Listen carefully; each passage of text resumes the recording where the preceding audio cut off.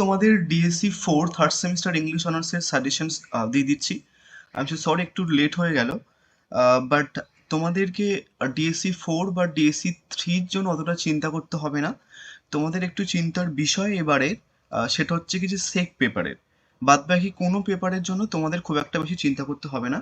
আমি তোমাদের যে সমস্ত কোশ্চেন্সগুলো বলবো বা যে সমস্ত প্ল্যানিংগুলো বলবো সেই সমস্ত প্ল্যানিং করলে বা সেই সমস্ত প্ল্যানিংয়ে তোমার সিলেবাসটা কমপ্লিট করলে কিন্তু ইজিলি তুমি ভালো মার্কস পেয়ে যাবে এবং সাজেশন 100% কমন পেয়ে যাবে। এবার তোমাদের ডিএসসি 4 এর সিলেবাসটা দেখতে বড়, বাট এখানটায় কিন্তু অনেকগুলো জিনিস স্কিপ করা যায়।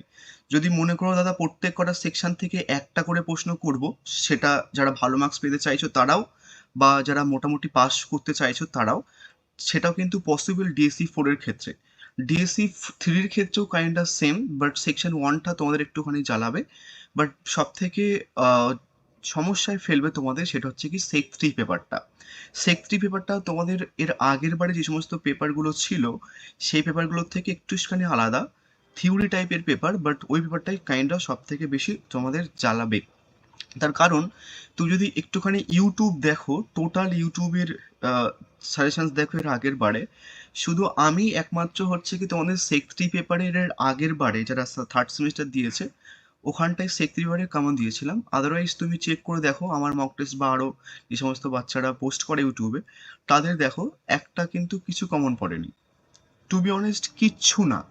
বোঝা গেছে? তো ওটা একটা ব্যাপার, ওই কারণের জন্য তোমরা মোটামুটি হচ্ছে কি যে সেক 3 এর জন্য একটুখানি ওয়েট করে যাও। আমি তোমাদের সেক 3টা খুব তাড়াতাড়ি পোস্ট করে দেবো, আশা করছি এবারেও সেখান থেকে তোমরা পেয়ে যাবে। এবার আছে ডিএসসি 4 এর জন্য কয়েকটা কথা বলবো, এটা একটুখানি ভালো করে শোনো। যারা শুনতে চাইছো না স্কিপ করে সাজেশনের দিকে যেতে পারো, বাট কথাগুলো শুনে নাও যেহেতু টাইম নেই অ্যান্ড আমারও ভিডিও পোস্ট করা হচ্ছে না সেরকমভাবে।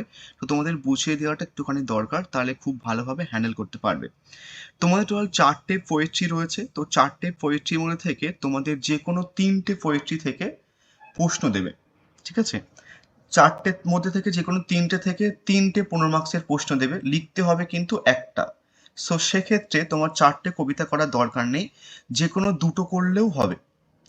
বাট আরও কনসাইজ করে দিচ্ছি, তুমি যদি এবারে শুধু হারলেম করে যাও তাহলেও কিন্তু হবে। যদি মনে করো দাদা আমি 3টে কবিতা আসবে এবং 4টে কবিতা তোমাদের আছে সিলেবাসের মধ্যে এবং আমি একটাই কোর্টে যেতে চাই এবং সেটাই লিখে আসতে চাই, সেটা হচ্ছে কি তোমাদের হালডেম করতে হবে।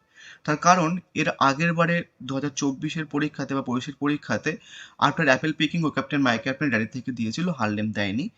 মাস্ট হিওর যে এবারে তোমাদের হারলেম দেবে। বাট তুমি হারলেমের সাথে আর একটা যে কোনো কবিতা ভালো করে দেখে যাবে, দুটো করলে নাফ বা দুটো কোশ্চেন্স করলে হয়ে যাবে, আর কোনো প্রশ্ন করার দরকার নেই। যারা একটুখানি ভালো করে পড়ছো এবং একটুখানি মার্কস বেশি পেতে চাইছো তোমাদেরকে আমি কিছু প্ল্যানিং বলবো বা সেপারেট কোশ্চেন্স করতে বলবো যদি করতে চাও তো। আদারওয়াইজ আমি একটা করেই প্রশ্ন রেখেছি এবং সেখান থেকে কোন প্রশ্নটা সেপারেটলি করলে ভালো হয় বা তুমি একটু মার্কস বেশি পাবে দেন সেটা কিন্তু সাথে সাথে বলে দেবো। যারা পড়ছো তুমি একটুখানি শুনে নেবে। হয়ে গেল পোয়েমের কনটেক্সটটা। কেউ যদি না বুঝতে পারো আমাকে কমেন্ট করবে, আমি বলে দেবো তোমাদের। বোঝা গেছে? এবার আসি হচ্ছে কি যে পরের সেকশনটা নোভেল। এই নোভেল থেকে তোমাদের দুটো প্রশ্ন পার্টিকুলারলি হচ্ছে কি দেবে 15 মার্কসের জন্য।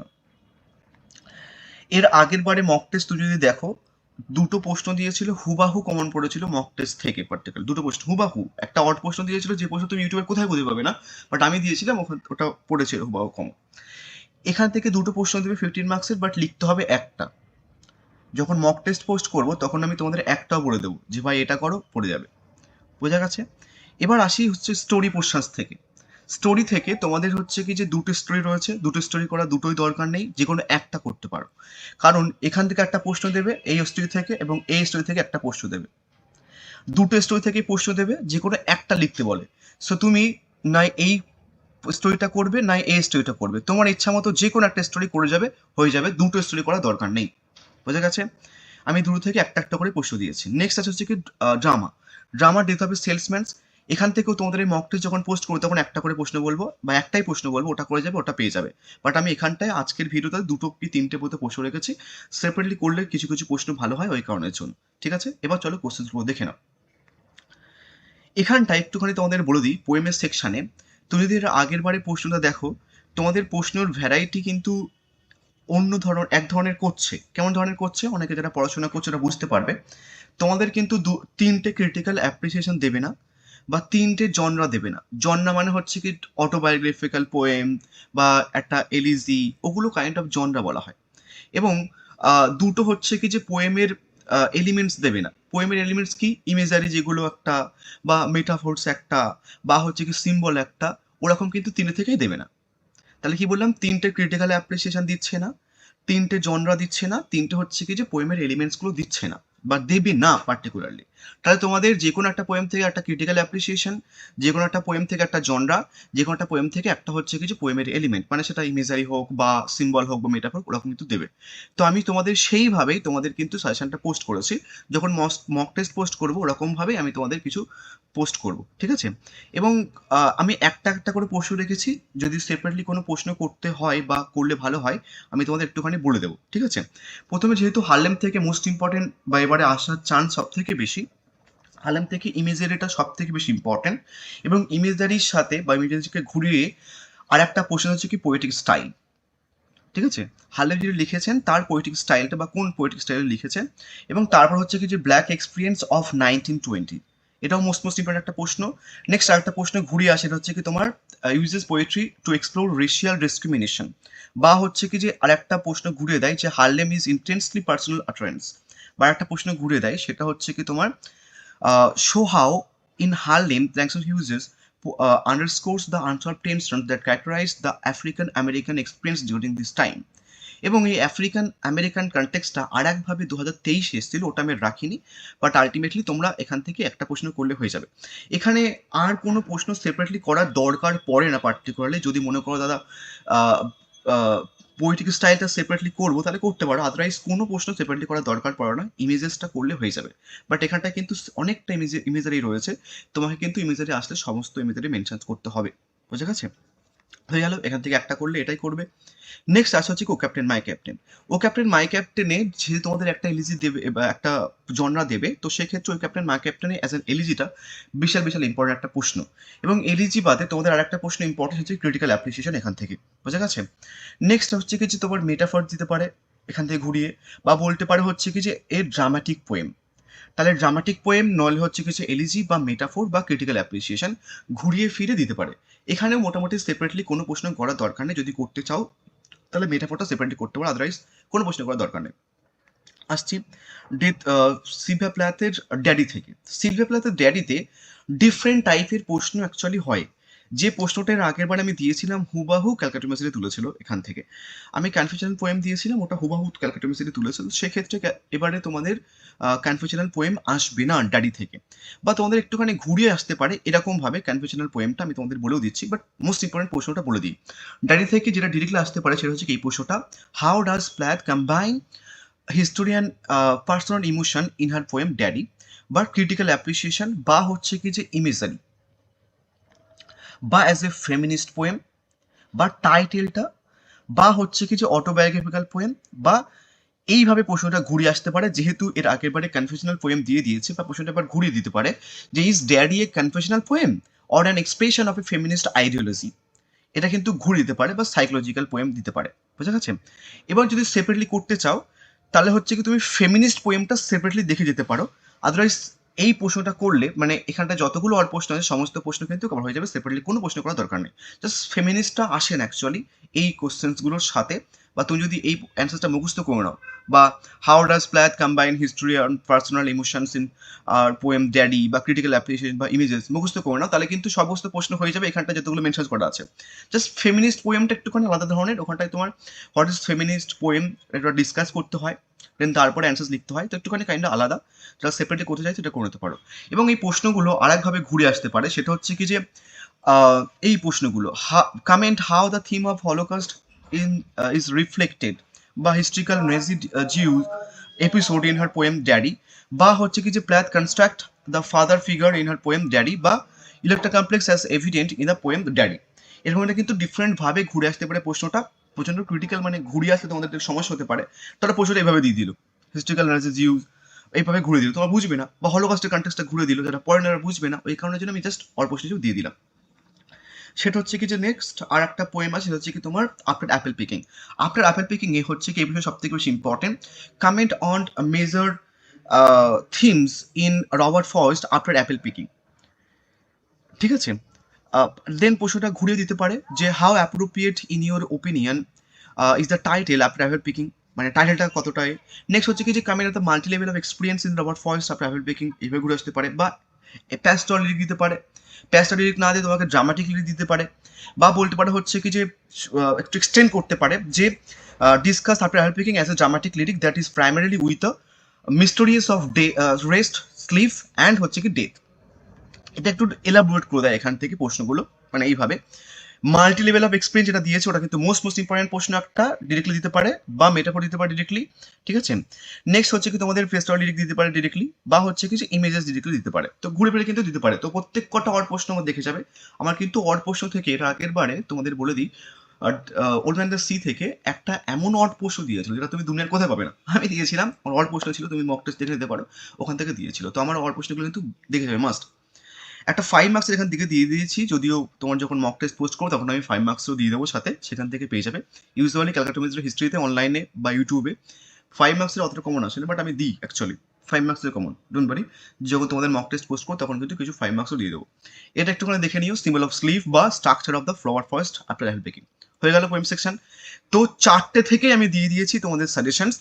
তোমার ইচ্ছা মতো তুমি শুধু হারলেম করে যেতে পারো বা যে কোনো দুটো পোয়েম করে দিতে পারো।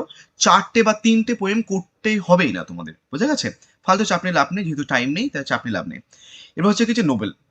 নোবেল থেকে সব থেকে বেশি ইম্পর্টেন্ট প্রশ্ন হচ্ছে কি এই সিম্বলিজমটা। এবার মোস্ট ইম্পর্টেন্ট প্রশ্ন সিম্বলিজম। এই সিম্বলিজমটা তোমাদের আর একভাবে ঘুরিয়ে আসে, সেটা হচ্ছে কি role of sea. Role of sea বা সি একটা বিশাল বড় সিম্বল ইন দিস নোবেল। ওই কারণের জন্য আমার যারা নোটস কিনেছো দেখবে রোল অফ সি এবং সিম্বলের একটা কম্বাইন অ্যান্সার্স দিয়ে দিয়েছি, ওটা করলে হয়ে যাবে। বা প্রশ্নটা তোমাদের ঘুরিয়ে আসতে পারে টাইটেলটা। তো টাইটেল আর সেপারেটলি করার দরকার নেই, যারা করতে চাইছো টাইটেল সেলফ ইম্পর্টেন্ট একটা প্রশ্ন, যারা করতে চাইছো সেপারেটলি করতে পারো। আদারওয়াইজ রোল অফ সেল এখানটা দিয়ে টাইটেলটা করে নেবে। কেমনভাবে করবে, লাইক ধরো অ্যান্সার্স তুমি মুখস্থ করে নিলে, দেন টাইটেল আসলো, শুধু ইন্ট্রোডাকশনে মেনশন করলে যে টাইটেলের একটা লাইন, দেন কনক্লুশনটা মেসেজ করে দিলে যে টাইটেল অ্যাপ্রোপ্রিয়েট। সিম্পল হয়ে গেল। বা ন্যারেটিভ টেকনিক, যে সিম্বল ইউজ করেছে তার সেটা কেমন ন্যারেটিভে এ করেছে, বা অ্যাজ এ গ্রিক ট্র্যাজেডি, বা কি সমস্ত গ্রিক সিম্বলিজমগুলো ইউজ করেছে বা ক্যাথলিক সিম্বলিজমগুলো ইউজ করেছে, দেন সেগুলো নোটসের মধ্যে মেনশন করা আছে, তাই এটাও লেখা যায়। ঠিক আছে, বোঝা গেছে? এটা মোস্ট ইম্পর্টেন্ট একটা প্রশ্ন। এবার আর একটা এর থেকেও বেশি ইম্পর্টেন্ট প্রশ্ন হচ্ছে কি এই প্রশ্নটা, a man can be destroyed but not defeated. এই প্রশ্নটা বা এই কোটের লাইনটা বিশাল ইম্পর্টেন্ট প্রশ্ন। এই কোটের লাইনটা হচ্ছে কি এমফাসাইজ করে হচ্ছে কি যে একজনের ক্যারেক্টার হচ্ছে কি স্যান্টিয়াগোর ক্যারেক্টার। তো স্যান্টিয়াগোর ক্যারেক্টার ডিরেক্টলি দিতে পারে, বা এই স্যান্টিয়াগোর ক্যারেক্টারটাকে আর একভাবে দেয়, সেটা হচ্ছে কি ওল্ড ম্যানের ক্যারেক্টার। তো হয় কোটের লাইন তুলে দেবে তোমাদের, না হচ্ছে কি স্যান্টিয়াগোর ক্যারেক্টার ডিরেক্টলি দেবে, বা ওল্ড ম্যানের ক্যারেক্টারটা দেবে। যদি প্রশ্নটা না দেয় যেটা বলছি, তাহলে এই প্রশ্নটা দেবে ঘুরিয়ে, সেটা হচ্ছে কিছু examine the old man's relationship with the sea. বা আর এক ভাবে দেয় যদি প্রশ্ন বিশাল কঠিন হয়, in what ways does Santiago's experience reflect Hemingway's concept of the code hero. Most important একটা প্রশ্ন কিন্তু ঘুরে দিলে বা কঠিন টাইপের প্রশ্ন করলে।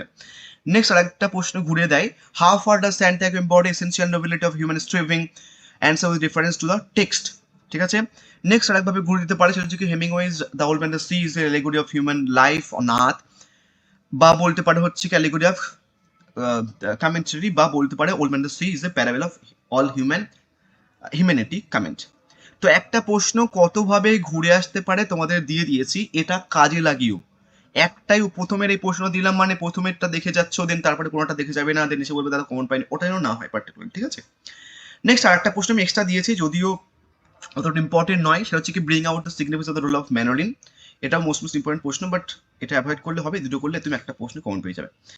নেক্সট আছে হচ্ছে কি শর্ট স্টোরি থেকে। তোমাদের বলেছি যে দুটো স্টোরি থেকে তোমাদের দুটো প্রশ্ন দেবে, যেমন একটা করতে হবে, তোমার দুটো স্টোরি করার দরকার নেই, যে কোনো একটা করে যাবে এবং আমার প্রশ্নগুলো করে যাবে, আর কোনো এখান থেকে পেয়ে যাবে তুমি। পার্লয় লেটার থেকে দেখো দিয়েছি কি, ডিসকাস বা examine Purloined Letter as a successful detective story. Most important প্রশ্ন যদি ডিরেক্টলি ভাবে না দেয়, তাহলে বলতে পারে ন্যারেটিভ স্টাইলটা লেখো, বা বলতে পারে হচ্ছে কি যে অ্যাজ এ শর্ট স্টোরি লেখো, বা বলতে পারে এইভাবে একটা প্রশ্ন ঘুরিয়ে এসেছিল একবার, how successful do you think Poe is in creating the character of an iconic detective বা বলতে পারে রোল অফ ন্যারেটর। তো একটা প্রশ্ন কিন্তু ডিফারেন্ট ভাবে ঘুরিয়ে ফিরিয়ে দিতে পারে, তুমি কিন্তু দেখে যাবে, বোঝা গেছে? এছাড়াও না হয় যে দেখে যাচ্ছ না, দেন মনে হচ্ছে যে আনকমন আনকমন প্রশ্ন এমন। Next, dry September. আমি দুটো স্টোরি থেকে তোমাদের প্রশ্ন দিয়ে দিয়েছি, যার যেটা সুবিধা দুটো স্টোরি থেকে যে কোনো একটা স্টোরি করেছো, ডাবল করতে হবে না। নেক্সট, ড্রাই সেপ্টেম্বর থেকে হচ্ছে কি যে প্রশ্নটা করবে gender and class in dry September. Next হচ্ছে কি থিম অফ রেসিয়াল ডিসক্রিমিনেশন বা ক্রিটিক অফ রেসিজম বা অ্যাপ্রোচ টাইটেল বা ড্রাই সেপ্টেম্বরের শর্ট স্টোরি বা হচ্ছে কি এই প্রশ্নটা race prejudice as reveal in dry September. তো একটা প্রশ্ন বিভিন্নভাবে ঘুরে আসতে পারে, ওই জন্য অল্প প্রশ্নগুলো রাখা, ঠিক আছে? এবার লাস্ট সেকশন হচ্ছে কি ড্রামা। ড্রামা থেকে এবার তুমি যদি মনে করো, আমি এখন থেকে বলে যাচ্ছি মক টেস্টে যেটা বলবো, যদি মনে করো যে রোল অফ লিন্ডালোম্যান করবে, তাহলেও কিন্তু হবে, আর কোনো প্রশ্ন এখান থেকে করার দরকার নেই। বাট ক্যালকাটা ইউনিভার্সিটি ফার্সি একটুখানি দেখে যেও বাদ বাকি প্রশ্নগুলো। যেমন একটা প্রশ্ন দিয়েছে হচ্ছে কি যে ক্রিটিক্যালি কমেন্ট অন যেতে হবে salesman as a tragedy or modern tragedy, বা প্রশ্নটা ডিফারেন্ট ভাবে ঘুরে আসতে পারে। এখানটায় যেহেতু মেইন যে কনসেপ্টটা সেটা হচ্ছে কি আমেরিকান ড্রিম, তো এই যে মডার্ন ট্র্যাজেডি লেখো বা অ্যাজ এ ট্র্যাজেডি লেখো যেতে হবে সেলসম্যান, তোমাকে কিন্তু আমেরিকান ড্রিমের কনসেপ্টটা ঢোকাতে হবে। তো এটা করলেই থিম অফ আমেরিকান ড্রিম হয়ে যাচ্ছে, বা critical examine Arthur Miller's depiction of Willy Loman, এটাও হয়ে যাচ্ছে কাইন্ড অফ, বা অ্যানালাইজ মিলার্স ড্রামাটিক টেকনিক হয়ে যাচ্ছে, বা ড্রামাটিক কনফ্লিক্ট হয়ে যাচ্ছে। দেখো এই ড্রামাটিক টেকনিক আর ড্রামাটিক কনফ্লিক্ট অর হিসেবে দিয়েছি আমি। নেক্সট হচ্ছে ক্রিটিক অফ আমেরিকান ড্রিম, বা এটা বলতে পারে comment on the Miller's use of memory as a motif in Death of Salesman. আর একটা প্রশ্ন দিয়েছি সেটা হচ্ছে কি তোমার comment on the Miller's use of symbols in Death of Salesman. আর একটা জিনিস তোমাদের আমি বলবো মক টেস্টের সময় যে কেমন ধরনের প্রশ্ন দেয় পার্টিকুলারলি স্টোরিগুলো সেকশনস থেকে, মানে ড্রামা বা নোভেল থেকে, বুঝে গেছে? এটা আমি বলে দেবো যখন মক টেস্ট পোস্ট করবো। যাই হোক, আমি তোমাদের এর পরের ভিডিওগুলোতে হচ্ছে কি ডিএসসি 3 দিয়ে দেবো, দেন তারপর হচ্ছে কি তোমাদের সেকটিও দিয়ে দেবো। যে প্রশ্নগুলো দিচ্ছি আই ডোন্ট থিঙ্ক এর বাইরে আর কোনো প্রশ্ন আসবে বলে, তার কারণ এর আগের বারেও আসেনি, তার আগের বারেও আসেনি, তার আগের বারেও আসেনি। তো এইগুলো ভালো করে করে যাও, অর প্রশ্নগুলো একটুখানি মাথায় রাখবে, তাহলে কিন্তু মোটামুটি খুব একটা সমস্যা হবে না। So thank you so much.